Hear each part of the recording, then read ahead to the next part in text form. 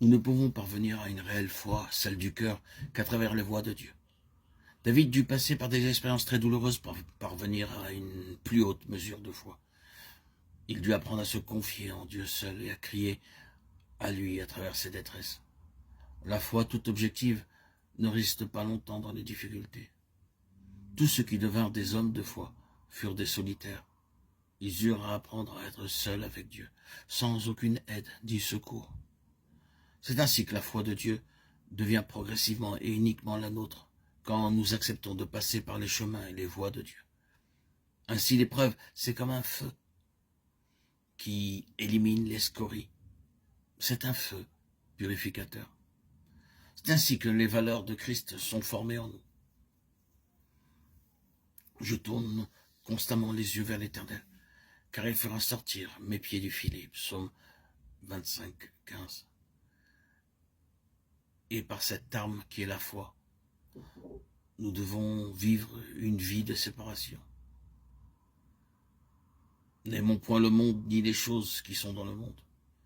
Si quelqu'un aime le monde, l'amour du Père n'est point en lui, car tout ce qui est dans le monde, la convoitise de la chair, la convoitise des yeux et l'orgueil de la vie, ne vient point du Père, mais vient du monde. Et le monde passe et sa convoitise aussi. Mais celui qui fait la volonté de Dieu demeure éternellement. 1 Jean 2, 15 à 17. La pensée de Dieu, c'est que nous ne vivions plus pour nous-mêmes, mais pour Christ. C'est pourquoi nous sommes exhortés à nous séparer d'avec ce qui n'est pas en conformité avec la vie de Christ en nous. Sortez du milieu d'eux et séparez-vous, dit le Seigneur. Ne touchez pas à ce qui est impur et je vous accueillerai. 2 Corinthiens 6, 17. Dans l'ancienne alliance, Dieu avait ordonné au peuple d'Israël de se faire de génération en génération une frange au bord de leurs vêtements et de mettre un cordon bleu sur cette frange. Livre des Nombres, 15-38. Le peuple avait à regarder cette frange garnie de ce cordon bleu en se souvenant des commandements de Dieu, en les mettant en pratique, parce qu'il était le peuple céleste qui devait témoigner du caractère céleste de Dieu. Dieu n'a pas changé.